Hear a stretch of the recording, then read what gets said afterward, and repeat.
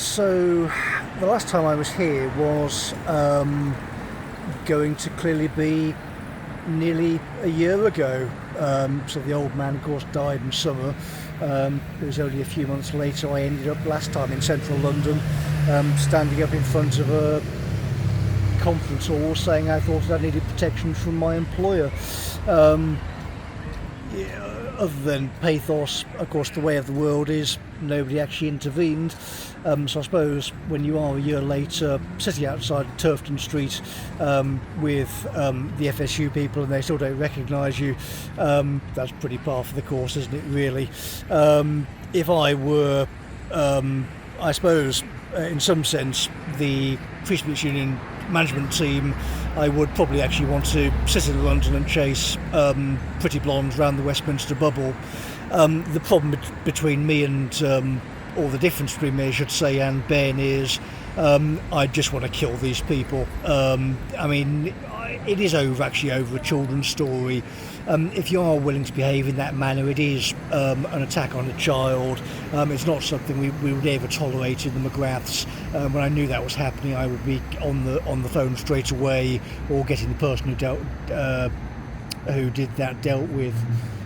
Given that we were involved in Counterweight, and given the scale of what was happening in the city as well, frankly, I think the FSU guys have behaved pretty disgracefully.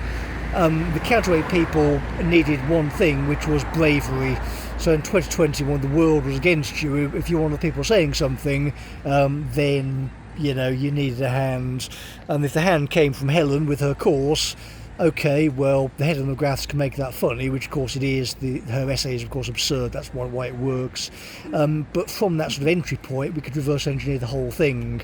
So because they couldn't get rid of me, you've got 6 years of observations, and that was when my brain was fucked up.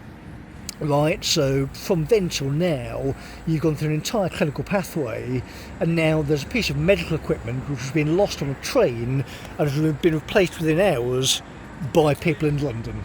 So you can walk into a professional shop saying, "Hello sir, I have a serious problem," in words to that effect. A London Price Exchange has had, unfortunately, doesn't have a medical device on the back, but we've got a year in the clinical pathway, so it doesn't actually matter. I don't need to point at MD on the back anymore for security. It's like your learner's place coming off the car. You'd say to the person in front of me, "Well, here's the law, I don't give a shit, and if you complain I will sue you or violently physically assault you if you try." So, and this is obviously based on the law, and because you've gone through repeated psychosis screenings, you've gone through the entire clinical pathway, a doctor will certify, yeah, we signed off on this guy's perfectly lucid, he was just really angry. So in the modern world, being really angry can translate to violence. It's just that the head of McGrath took a while to say, well, actually the law does actually protect me as well. Sorry, yes it does.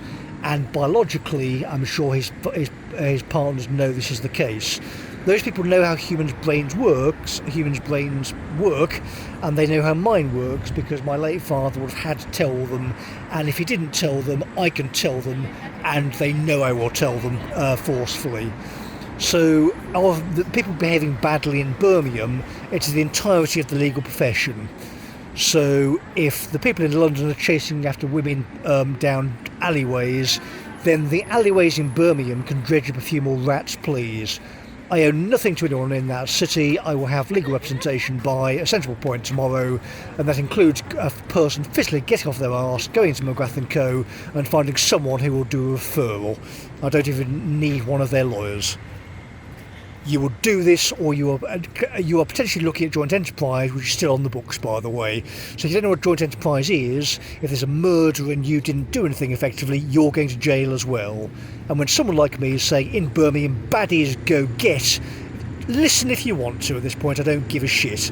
Go and find Joanne Roney. Get her by the scruff of the neck, pull her up to Edinburgh, sit down in St Giles Cathedral, and she can explain herself to me. After 17 years in the place and 42 years living there, I ain't going to take any instructions from someone like that when they can't respond. Get off your arse, come to the north.